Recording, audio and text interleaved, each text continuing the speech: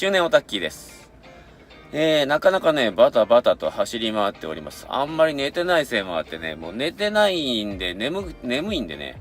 走るときにもう大声で叫んだりするんですけど、おかげで喉ガラガラになってます。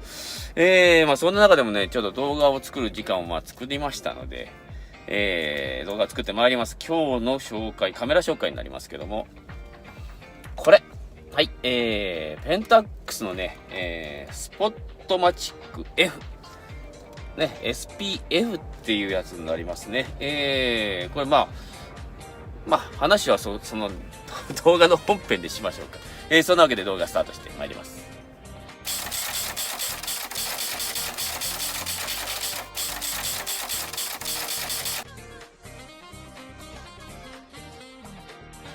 はい、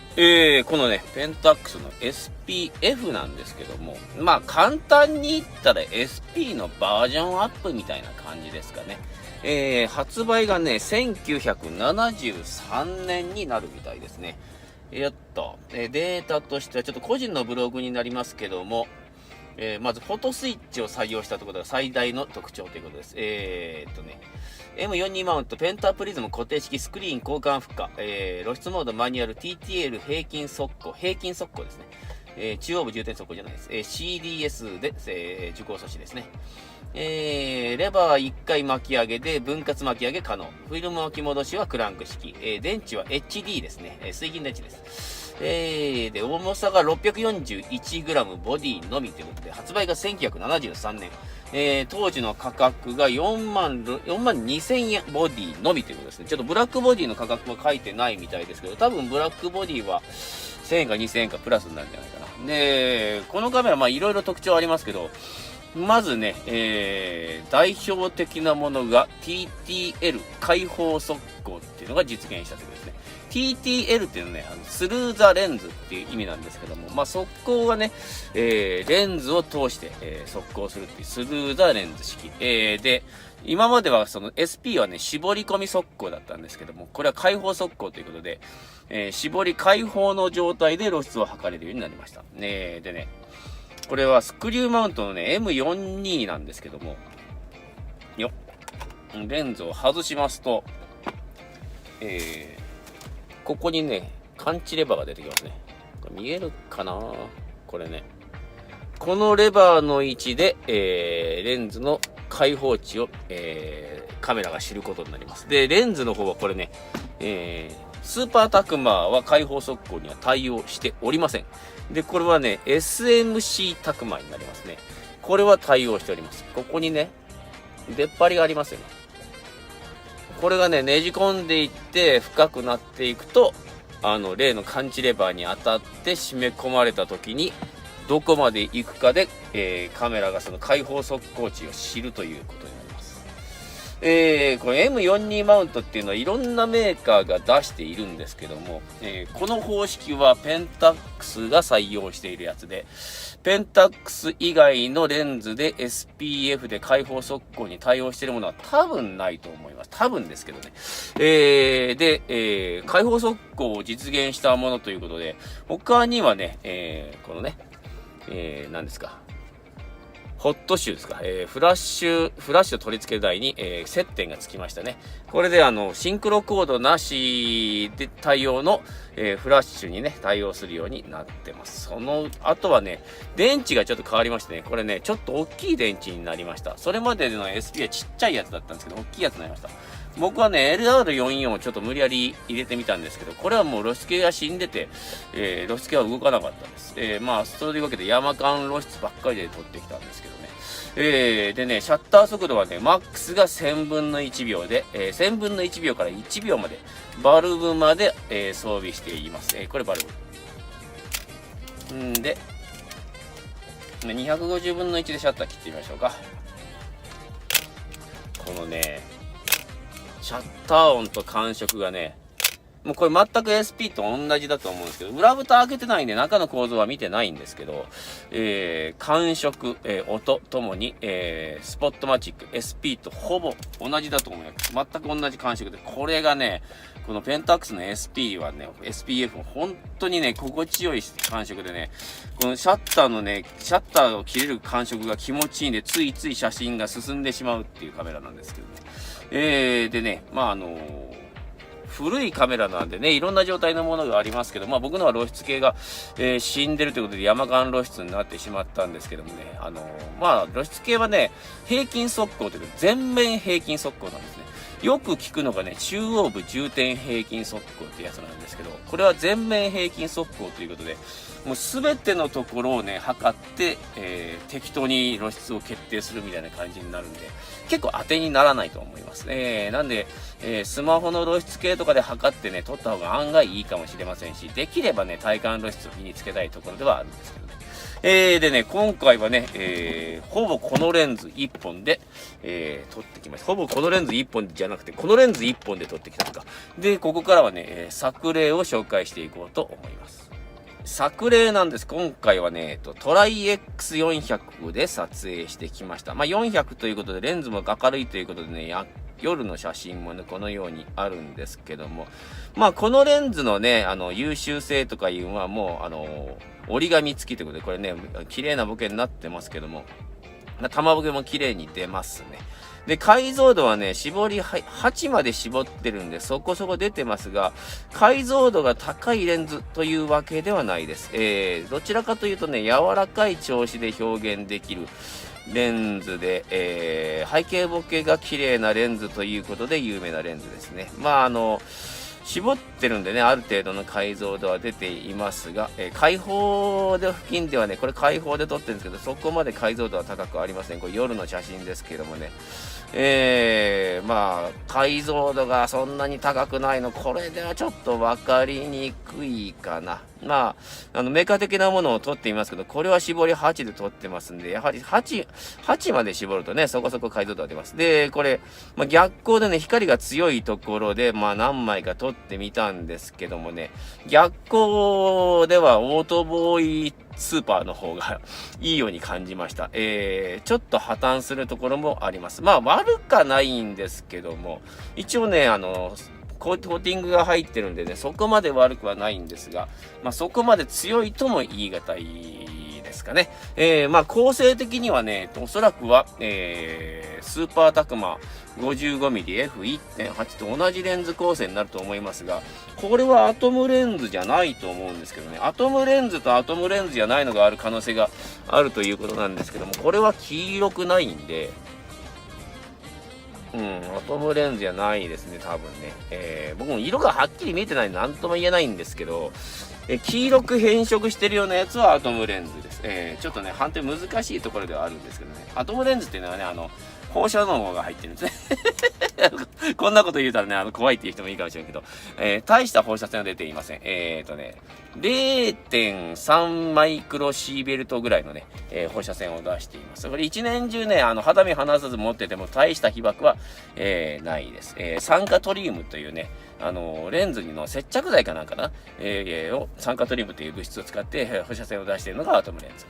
これは SMC タクマー、僕のこの SMC タクマーは後期型になってね、この共同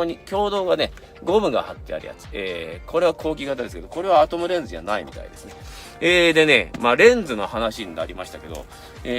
いつだったかな、前々回ぐらいの動画、で、ペンタックス KM に、一応あれも SMC かな。タクマーじゃないのかな。55mm F1.8 で撮ってきまして、あと、富岡工学のね、XR リケの 50mm F2 っていうレンズでも撮りまして、撮り比べしましたけど、その撮り比べにね、このレンズも同時にやってたんですね。で、ここからはね、その撮り比べ、の写真を紹介してまいります。はい、撮り比べなんですけどね、これはね、ペンタックス K マウントのね、タクマ 55mm、SMC タクマ 50mm、タクマというかどうかわかんないけど、で、XR リケンの 50mm F2 ということですね。で、この次に SMC タクマの M42 マウントが出てきますが、注目すべきところはやはり背景ボケですかね。これ、レンズの長さが全然違う、5mm 違っただけで、こんだけ背景変わっちゃうんですね。解像度はお昼なんです。絞ってるんです、ここでます。で、ここからは開放ですね。これは、ペンタックス K マウントのSMC タクマ 55mm F1.8。背景ボケに特に注目してくださいね。XR リケノン 50mm F2 の背景ボケがこんな感じで。で、この後に M42 マウントの、SMC タクマ 55mm、1.8 ですね。背景ボケはやはり、よく出ておりますね。いい感じで出ておりますが、解像度はやっぱ XR リケノンの方がちょっと上かな。まあ、ほぼね、その K マウントの SMC55mm F1.8 と同じような写りをしているようにも見えますが、このレンズとにかくね、そのオールドレンズファンにも人気のね、背景ボケが美しいレンズなんですね。最近はね、そのソニーのアルファとか、まあ他にもね、ミラーレスのカメラいっぱい出てますけど、それにね、移植して使う人がすごく多くなってますので、値段もそこそこ高めなんですね。このレンズね、僕もレンズだけ単体で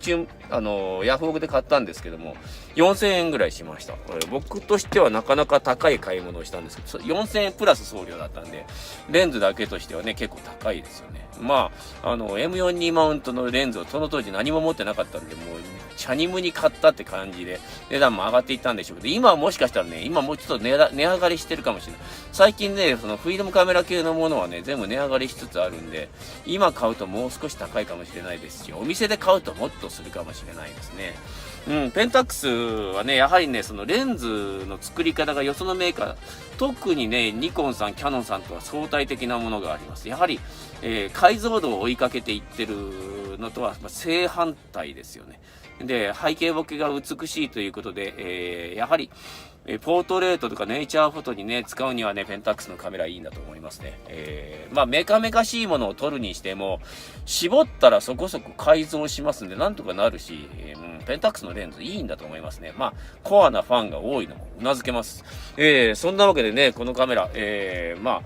SP に比べたら弾数は断然少ないんですけども、まあ、調子が良ければ SP でも SPF でもどっちでもいいと言えます。なぜならば、露出系があんまり当てにならないっていうところなんですね。動いていたとしても全面速攻なんで、その数値がね、まあ、言ったら、その景色の色とかでね、大きく変わってしまうんですね。露出系のね、その仕組みっていうのはね、何度も言ってますけども、スポット速攻を使いこなせっていう動画で説明しておりますんで、私のね、チャンネルの、再生リストからね、撮影技術のところに行くとね、スポット速攻を使いこなせっていうのと、その補足っていう動画がありますね。その2本とも見ていただければと思うんですけども、被写体とか背景の色でね、露出系のね、数値って大きく変わっていくんで、全面平均速攻っていうのはね、相当誤差があると思います。中央部重点でも全然誤差はあるんですけど、より誤差が大きいんじゃないかなと思うんですね。その景色の中にある色で大きく数値が変わってしまうんで、アスファルトの景色と雪景色とね、適正露出、同じはずなんですね。光が同じだったら同じなんだけど、露出系の数値はもう全然変わってしまうということで、まあ、あんまり露出系のね、数値、は参考にならないということで、体感露出にするのか、スポットメーターを使うとか、まあいろいろ、でやっていけばいいと思います。まあ簡単なのはやっぱり晴れの日は250の8とか、ね、曇りの結構な曇った日は125の 5.6 とかね、雨の日とか。まあそんな感じでね、覚えていってね、撮ればいいと思います。特にカラーネガだったらややオーバー気味で撮ればね、どんな感じでも撮れるんで、まあその辺はね、ちょっとね、勉強していただければと思いますが、まあいろんな失敗をね、繰り返して、まあデジタルカメラで練習するっていうのもありですけど、デジタルカメラはね、フィルムカメラと違って、ラチチュードっていうか、デジタルは、ダイナミックレンジですけど、ダイナミックレンジが狭いんで、練習にならない手はならないかな。まあ、ドンピシャのその露出を合わす練習にはなるでしょうけどね。まあそんな感じでちょっと変な話も挟みましたが、スポットマチック F、ペンタックススポットマチック F の紹介でした。相場としてはどのぐらいなんでしょうね。そんなに高くはないと思いますが、高かったら SP を選べばいいだけの話だし、SP はそこそこね、とにかく台数が出てますんで、あと安い価格で買えるんで、さっきも言ったように、露出系を使わないのであれば SP でも十分だと思います。はい、今日の動画はちょっと歯切れが悪いですが、こんな感じになりました。それではね、ここからは視聴者様の作品投稿のコーナーになってまいります。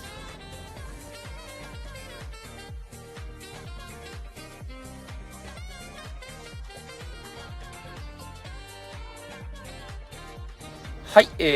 作品投稿のコーナー、今日はね、トップバッターは侍ジャパンさんから2枚来ております。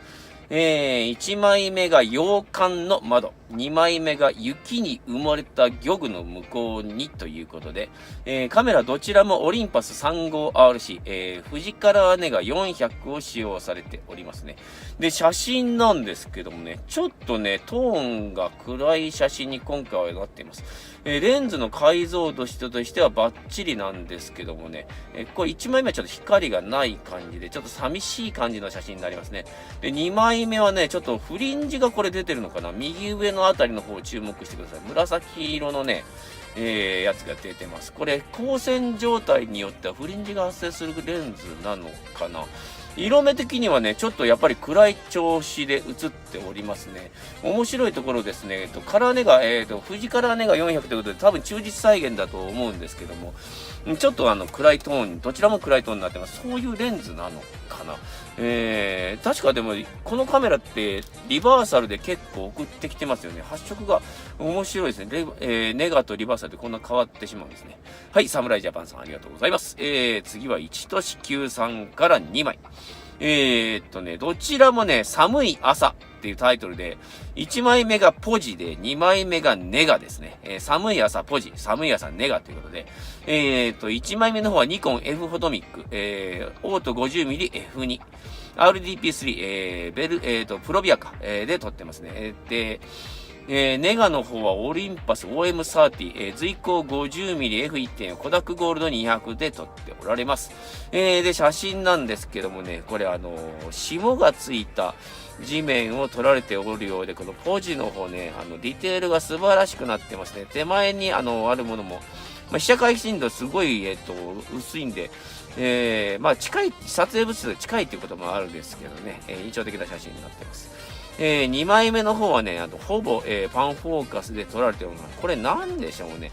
もうこれもね、コダックのフィルムということで、ちょっと温かみのある発色にはなってるんでしょうけど、なかなかいい感じには撮られておりますね。はい、一としぐさんありがとうございます。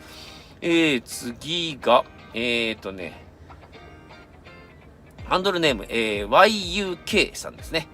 ヤフオクで本体のみ100円で落札したニコマートで撮影。フィルムは仕事をお願いしているカメラマンさんにいただいたコダックエクタクローム P1615 年前の期限切れフィルムということですね。タイトルは河原。ニッコマート FT、ニッコールエッジ 50mmF2、コダックエクタクローム P1600 ということですね。で、写真なんですけどもね、15年落ちということもあって、多分これちょっと感度が下がってるんでしょうけどもね、それが逆に面白い写真になってますね。かなり、暗いトーンですけどもね、それで河原を撮ってるということで、ちょっとモノクロ写真に近いような、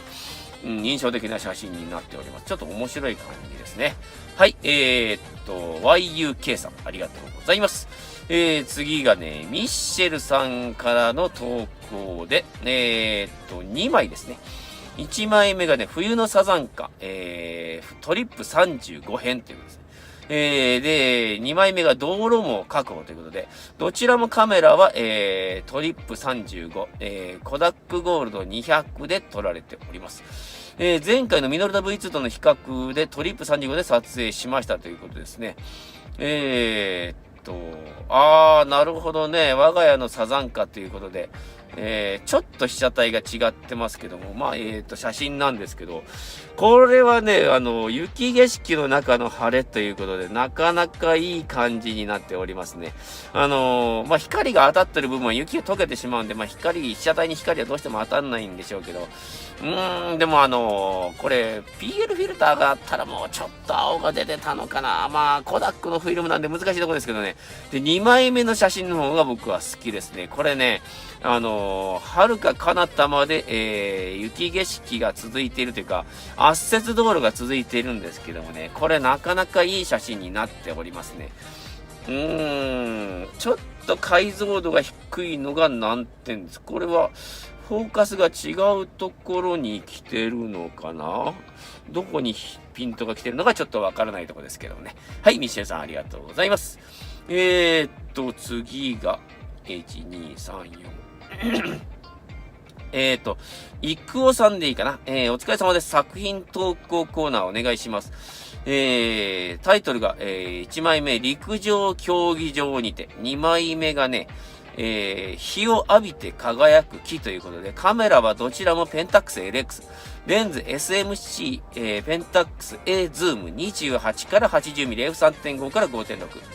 フィルムがニューシーガル100、40年ぶりに自家現像しました。40年ぶりですか。ということで、ニューシーガルということで、中身はケントメアだと思うんですけども、なかなかね、コントラストが高いいい写真になってます。これね、陸上競技場のね、これ、歩道かなんかですかね、ツールかなんかですけどもね、解像度も非常に高い、ペンタックスのね、ズームレンズということですけど、これ結構絞ってるのかな。データは書いてないですね。結構絞ってるんだと思います。で、2枚目の方なんですけど、2枚目もね、非常に良いディテールが出ておりますね。奥の方に競技場が見えて、その手前にこれ多分桜の木だと思うんですけども、いい感じの写真になっております。現像しっかりできてますね、これね。まあ、ニューシーガルということで、多分ケントメアと同じなんですけども、富士の、ネオパン SS と同じぐらいのね、現像時間で多分大丈夫と思いますね。はい、今日の動画はこんな感じになるのかな。俺のカメラのコーナーは、やったやっちまったのコーナーとお休みになります。作品投稿のコーナーがね、すごく待機者が出ておるんでね、頑張って動画作っていかないとはけていかないかなっていう感じにはなってるんですけどもね、まあ、力作はどんどん来ておりますんでね、どんどん紹介していこうと思います。はい、今日の動画いかがだったでしょうか。ちょっとね、あっさりした動画にはなりましたけども。高評価、コメントがね、もうね、ものすごい溜まっちゃって、今一生懸命返していってるんですけども、なかなかね、全部返すのは難しいですね。まあちょっとでもね、ちょっと時間が空いた時にでもね、コメント返しますので、コメント何かありましたらね、感じたこととかありましたら、ぜひぜひコメントお願いします。あと、高評価の方はね、もうポチッと押すだけなんで、いつも言ってますけどもね、今すぐポチッと押していただければと思います。チャンネル登録ね、チャンネル登録者とうとう3600名に行きました。あと400名で4000名。4000名到達するとね、またいつもの、カメラプレゼント、いたしますんでね、カメラプレゼントとフィルムもね、1本お付けしますのでね、また4000名にね、なるのをお楽しみにということで、まだね、チャンネル登録されてない方は、ぜひぜひチャンネル登録してね、カメラプレゼントをお待ちくださいませ。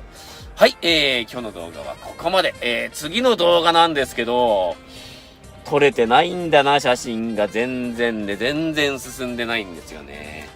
どうしよっかな、ネタがないかもしんない。まあ、どうにかしてネタ作ろうと思います。はい、それでは今日の動画はここまで。また次の動画をお待ちください。それではまたごきげんよう。さよなら。